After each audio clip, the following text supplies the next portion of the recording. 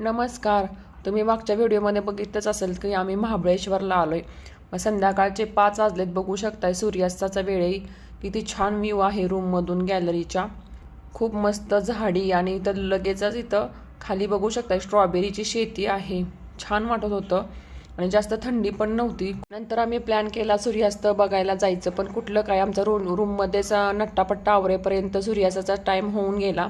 म्हणून आम्ही तो कॅन्सल करून तिथं व्हेन्ना लेकला थांबायचा प्लॅन केला. व्हेन्ना लेकला पण जातपर्यंत अंधारच पडला, कारण ट्रॅफिकमुळे खूप भयंकर ट्रॅफिकमध्ये अडकलो आम्ही, त्यामुळं सगळं मिस झालं. नंतर तिथेच आम्ही व्हेन्ना लेकच्या तिथे साईडला बसून थोडं एन्जॉय केला व्ह्यू.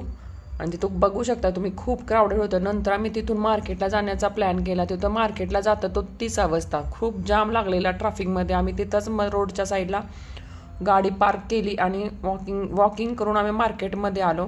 नाईटला मार्केटमध्ये पण खूप भयंकर होती. मला तर खूप भूक लागलेली, असं वाटत होती काहीतरी गरम गरम खावं. मग तिथे एक वडापावचा स्टॉल दिसला फायनली. मग तिथं मी एक वडापाव खाल्ला. वडापाव खाल्ल्यानंतर जरा जीवात जीव आला. मग आम्ही मस्त जरा जोमाने छान मार्केट फिरलं. मार्केटमध्ये असं काही वेगळं नवीन काही नव्हतं घेण्यासारखं, असं युनिक काहीतरी. हाय जे आपल्या पुण्याकडे वगैरे मिळतं तेच होतं. छान असे पर्स वगैरे पण छान छान होतं स्टॉक, पण मला काही एवढं जास्त काही आवडलं नाही म्हणून मी घेतली नाही.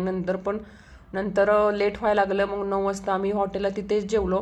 जेवण करून आम्ही रूमवर आलो. बाय बाय, भेटूया पुढच्या ब्लॉगमध्ये.